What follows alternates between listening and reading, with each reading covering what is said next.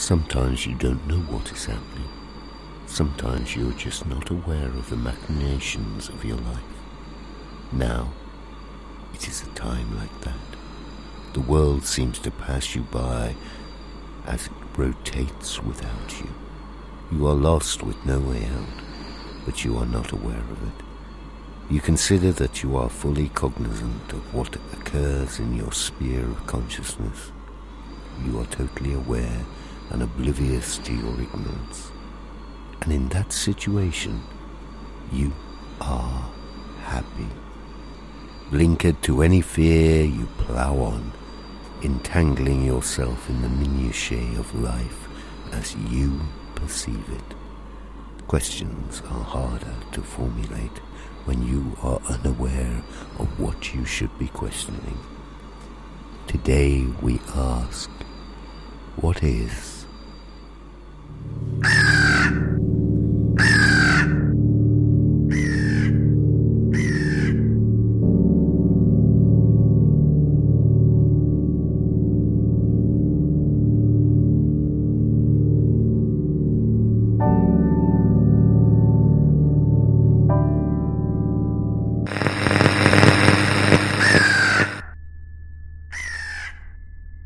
Sometimes we regret things we've done or never did, and this helps us to explain where we are now.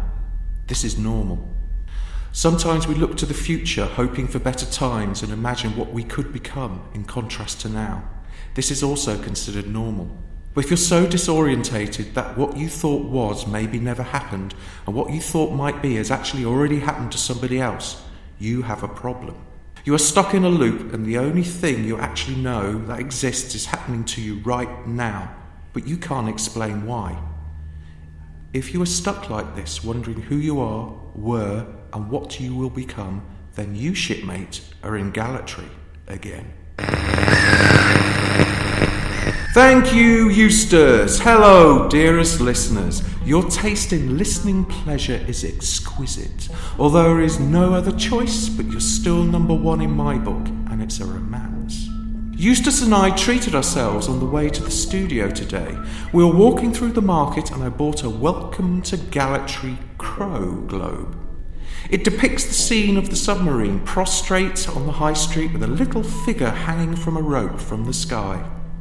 When you shake the globe, the whole thing turns black in a crow storm, and when they settle down again, you notice the ghostly figure of a clown in a German officer's coat smiling through the glass back at you. It's so realistic of the Ascension tale from the other night that Eustace can't take his beady eye off it. Hats off to what's-his-name for unselfishly sacrificing himself. He is our salvation, forever immortalised in this little glass paperweight.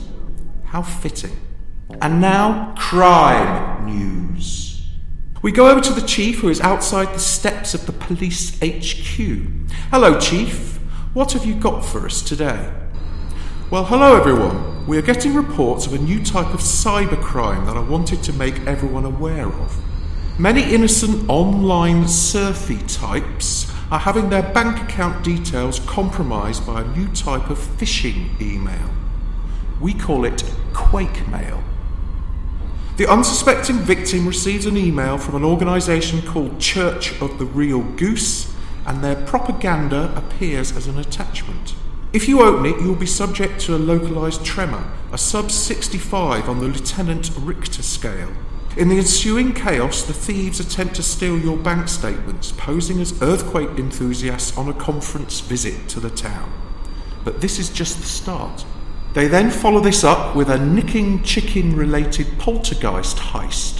When the victim opens the next attachment, they experience a violent haunting. Whilst running around the house with pots and pans flying everywhere, a phantom bantam steals your credit card. Please take care when receiving unsolicited emails. Watch out for these foul attachments, or you too could end up with metaphor on your face. Thank you. Well, thanks, Chief. I'm sure we all feel better knowing that the Special Avian Tech Squad are on the case. And now over to the steps of the council offices, where we catch up on the normal civic progress update from Mayor Lorna X. Well, she seems to be keeping us waiting today. Lectern, check. Microphone, check. Smartly dressed man looking decidedly shifty. Check. Expectant sycophants. Check. Scary mare in a female form stood on the gaffer tape X on the rostrum. Nowhere to be seen. Perhaps, dear listeners, that the mare has taken her new hovering entrance to a new level and is actually now invisible, or is playing a mind game of government on us. Prentice looks at his watch and steps forward. Hello, everyone. Well, we seem to have lost the mare. She hasn't been around all morning. I was going to fill in with a civic progress update, but I'm not sure there's been any. An indictment of the incumbent regime, so I won't. Thank you. Remember, an apple before bed looks after the dead. We are getting reports of something afoot down at Centenary Park. Our ever-faithful roving reporter Jenny Jennings is on the scene. What's going on down there, Jenny? Well, where the bridge used to be, well now, is a wood. The trees are tightly packed together and form a seemingly impenetrable mass of branches over what must be the whole park. The ground is all ripped up, covered with dirt and striations as if, well, the trees walked here. Walked here, Jenny? Yes, there are big holes all over the boulevard and graveyard where the trees were, and now they've all walked here. Hang on, what's this? I've just found a bottle on the floor. It's sealed with a cork and it appears to have some paper in it. Let's just open this thing up. It looks like a message. It says at the top in capitals, "Help! I'm stuck in the wood." Shall I read the rest of it out? Well, yes, otherwise the dear listeners won't have a clue what's going on, Jenny. Remember, we read the minds round here. My name is Moses. You know, the fun-loving wino from the corner of Dover Street. Outside the Anchor? The one with the loud begging gurgle. You know, the one with the limp. The one with the Napoleonic French Navy hat. No? Come on. The one asking for 10p. Now, there it is. I told you knew me. Well, I woke up in Centenary Park this morning. I may be down on my luck, but that's as bad as the email gag. Anyway, I woke up in Centenary Park this morning. And, well, I was surrounded by trees. They talked to me. They showed me things. They explained that they were a Mobius wood. I was a sailor. I always kept a log, so this is my wood log. At first they showed me things I knew and remembered that I knew. I saw my mother walking with a pram at the park. She is talking to another woman whilst casually feeding the ducks at the side of the lake. A gust of wind blows her hat off and she reaches out to grab it as the pram rolls down the slope and into the water and floats away. I then see a young family in black gathered round a little gravestone next to a droning diesel pump. The gravestone reads, Moses Lake, drowned in lake, aged 6 months. God rest in peace. I cannot see their faces. I have so many other memories about my life, I'm sure that this must be another lake. The trees then showed me a young man, aged 17 or so, on board a rusty old tub of a ship in a sailor's uniform in the Pacific sun. I am hanging over the side with the rest of the lads, excitedly looking at the dockside as we are making port. I read the sign, Port of Osaka. I remember this, our first dock with shore leave and a few quid in my pocket. Next, we're in a strip joint, drunk, laughing and shouting. Although the girl dancing on stage calls herself Papillon, all the lads call her Lucy Lips as they hang down like pig's ears from a diamante G-string when she jiggles for the baying crowd. I'm covered in beer and we're thrown out back onto the street. I remember this. We walk back to the ship when I'm drawn to a ramshackle booth on the side of the dock. It reads Mystic Mr. Bukake, fortune teller. I go in and an old Japanese man is sitting in a fog of smoke. He looks me up and down and holds out his hand for money. I press a dollar bill into his hand and then he grabs my arms. He judders and falls back into his seat. He can hardly look at me in the eyes. I reach down to help him sit up. He then stares at his sandals and says wistfully, "You will drown in your bed, sailor." I think I remember this. The trees then show me a young man lying in a ship's infirmary, delirious and with a high fever. A storm is brewing and the ship is violently thrown from side to side. The doctor comes in and ties the prostrate man to the wooden cot around his midriff with sheets. The storm has now passed like a gallstone, and the young man is lying on a beach amongst coconuts and driftwood, a white sheet tied round his neck. I do not remember this. Then, suntanned and with a beard, the young man is standing on the beach waving the white sheet as a boat makes land and an officer wades through the surf holding an empty bottle. The trees then showed me the young man asleep in a lifeboat on a frigate, hugging a bottle of rum like a baby as a huge storm crashes overhead. The lifeboat is again washed up on a lonely atoll beach with the detritus of wreckage and tea chest full of 50 sweets strewn around. I do remember this. I wasn't scared though. I was getting used to it by then. The last thing the tree showed me was a lonely grey day in the graveyard here in Gallatree. A minister and a lonely gravedigger stand beside a grave. It reads, "Here lies Moses Lake, died, aged 93, peacefully in his sleep." The minister comments to the digger as he turns to leave that the cold gets a lot of the old folk with pneumonia at this time of year. I do not remember this. The trees will not let me go. I must make a choice of when to leave. To die as a child, to die as an old man, to go back to the sea. I was the luckiest sailor, but the unluckiest wino sleeping on the park in this town. But at least you know why I always carry a bottle, a pen and paper. But the trees have come looking for someone else. They're looking for someone called Aquarius. They want to know why he's not here. Please come and save me. Yours faithfully, Moses Lake. P.S. Can you throw my bottle back? Jenny reseals the cork and threw the bottle back into the wood. That's strange. Like pig's ears? Surely that's a sow's purse. Hang on. The bottle has just rolled out at my feet again. It's got another message in it. What does it say, Jenny? We asked. Thanks. Oh, hang on. There's more on the back. It says, "There's also a woman in here with lovely fingernails. I think it's the mayor, because when I asked her, she told me to stop asking stupid questions and carried on hovering. I guess I should have told you this in the first bottle. Or is this the first bottle?"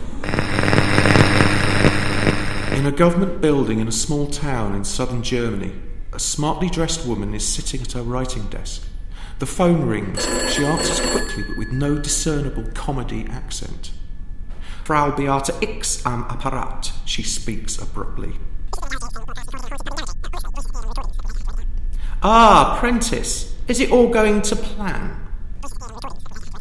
Has she gone? Is it time to evoke Plan B of Operation Faustus?" "Okay, but be careful with the device this time. Communal dreams may give you control, but that glitch submarine gives them hope." "I will come when the time is right, Prentice. Auf Wiedersehen." And now we go over to Miss Donna Penny at the Council Scientific Department for a propeller-head view of the creeping cops. Hi, Donna P. Long time no speak. Did you get the stain out of your lab coat in the end? Yes, no thanks to Eustace. I'm not playing Balti Bazooka with you guys again. After hearing what the subject, Moses the Wino, had to say earlier, I referred to the Observer Book of Forest Hauntings and Mushroom Identification for Nephologists, 2nd edition. The walking wood is a Mobius wood. If you get lost in a worldly wood, you can become quickly disorientated, wandering around and around until you suddenly realise that you're back at the same spot. The same gnarled route that you recognised from half an hour ago. You walk round in circles, getting more and more hopelessly lost as the daylight begins to fade. But in the Mobius wood, you don't walk through space, you travel through time. The trees walk up to you and twist your timeline. The trees show you what was, what is, and what could be about yourself forever. And like a normal wood, they aim to confuse you. You aren't looking for a way to get out, but when to get out. I'll be very concerned about anybody trapped in the wood. They will become so discombobulated that they will not be able to select the correct point in time to leave, so they never will, or they will die trying. I think we should attempt to rescue them. The only problem is no one will be able to go into the wood to fetch them, not without a wood antidote or an arboretum serum, if you like. The only thing I can think that fits the bill round here is the U-boat. It's now 7 p.m-ish, and we now go down to the steps of the council offices where there seems to be some kind of impromptu press conference. The smartly dressed man, Prentice, is standing at the lectern under the lights, a sheen of sweat apparent apparent on his brow. He looks nervous, and the gathering crowd can smell it. Good evening, fellow Galatriarians. I wanted to discuss the current situation with the Mobius Wood and the absence of the mayor from his civic duties. I know there's been much talk about attempting a rescue, but I urge caution. We know nothing about the wood, its intentions, or how we can even attempt to harness the power of the submarine. Prentice continued. As acting mayor, I've decided that we should await for further scientific analysis until we attempt to rescue Ms. X, so that we can establish who this mysterious Aquarius is that the wood seems to be demanding. Why are you now the mayor, Prentice? You have no mandate. Yeah, someone in the pub told me that Aquarius was that fella you hanged last week, the man called Lake. Prentice looked directly at the crowd. I hanged? He asked. As I recall, you were the judge and jury. You thumbed him to hang. You are the ones to blame. So if the wood seeks him, whether dead or alive, we cannot barter with it because it's your fault that we have lost him. I'm simply doing my civic duty. You made us eat the apples. You made us dream him to death. We didn't vote for that. Prentice deflected. But what did you vote for? Freedom? Handouts? Multicultural harmony? Revenge on the real movers and shakers that you expelled back in that Black August? Do you think that this is a democracy? You're all fools, and your souls now belong to Galatry. If you want your precious mayor back, you'd better listen to me. Prentice continued. Okay, if we are going to get her back, you are going to have to work together, and it could be risky. I estimate that we're going to need about 500 volunteers and a rope man. What do we need to do, Prentice? Well, firstly we need to gather at the... Thank you, Eustace. Anyway, it's 10 p.m. and we go down to Jenny Jennings at the Centenary Park. Hi, Jenny. What's going on down there? What's the latest with this rescue plan? Well, all the volunteers are in place and being marshalled into position by the police and council transformer dog handlers. Everyone is standing in a long line stretching as far as I can see into the distance back down to the submarine on the high street. The last stragglers are forming a line right up to me here at the edge of the wood. Prentice is walking towards me, smiling. He's got a rope in his hand. Hello, Jenny, Prentice says. How would you like to be a hero? How would you like to be the rope man, or roving reporter? We need someone who can communicate with us whilst in the wood. We will tie you to the last man here, Mr. Fawcett. Hello? And then we'll all link hands all the way back to the submarine. The idea is like a line of people passing buckets of water to put out a fire, but we will be passing magic, music, healing, immunity along the line to stop the twisted singularity of Mobius time in the wood. Got it? Peachy, when you find the mare, tie yourself to her and we'll pull you both out. Then we go back for the wino. Are you game? Jenny nods and starts to tie the rope around her middle, picking up the slack in one hand and carrying her microphone in the other. Okay, let's do this. Prentice then shouts into a bullhorn. Link arms and pass it on. We all ready? Is the key man touching the submarine? A line of nods comes back up the line. Prentice leads over to Jenny and says, Right, let's go and get the mare back. Are you ready, Jenny? As ready as I'll ever be. Right, here we go. I'm walking up to the first tree now. Right, I'm entering the wood and passing through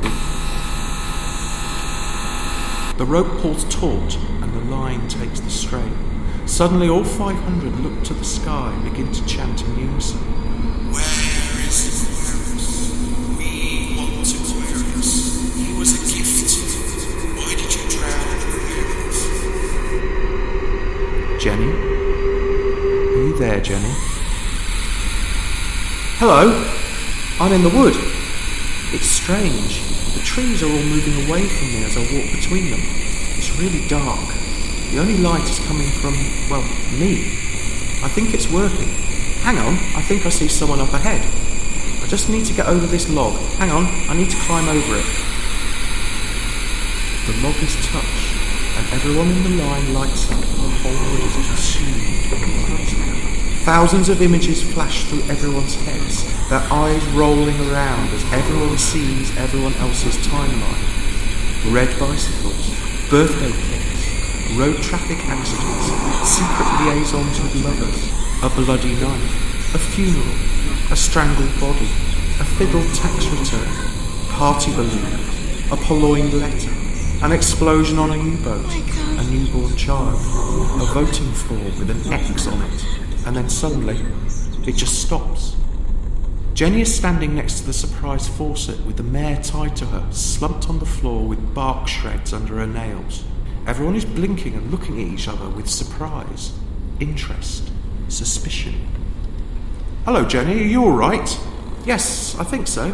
I found the mare. She seems okay. Hang on, what's this? A bottle has just landed at my feet.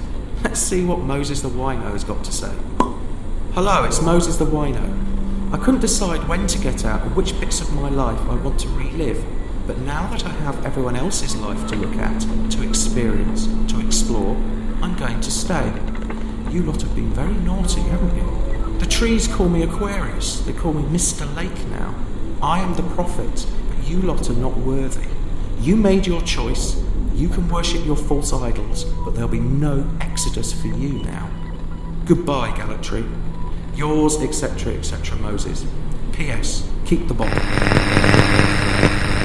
Well, dear listeners, I'm reflecting on the day's events here in the Vinyl Vault with a bottle of rum, listening to a bit of Night Veneer.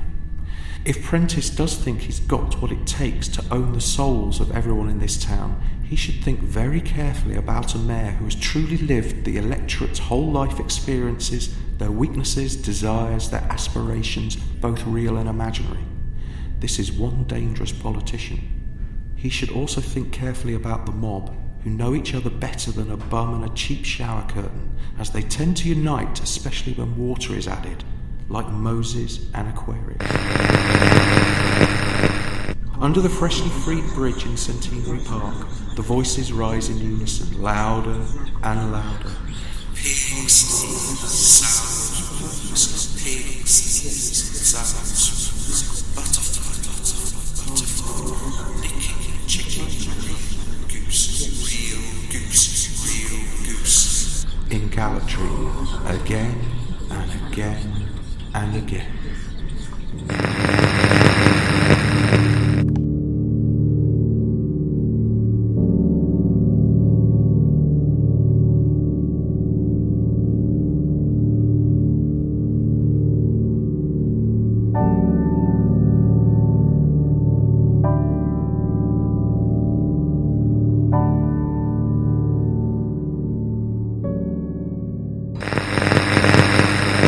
You have been listening to Galatry, a community-funded local radio station. I'm Adam Aardvark. Max couldn't be around at the end of the show. He often needs to lie down in a darkened room and sort of, well, convalesce.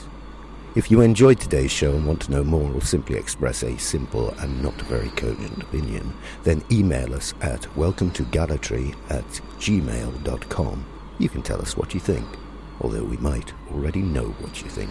Or failing that, if you genuinely have no idea, we can helpfully provide some new ideas that you can call your very own. Ideas that you can share with your friends and family and become a much more interesting and likeable person, if only to yourself. This has been a Galatry Entertainment broadcast recorded in a haunted pub in Galatry. No, honestly, voices appeared on the recordings that we later had to edit out. I think we got them all, but who's to know for sure? Anyway, Galatry is performed by Max Black, written and recorded by Max Black and Adam Aardvark. Is copyright Galatry Productions 2015. Thanks for listening. But remember, on your next journey home, Galatry may be just around the corner.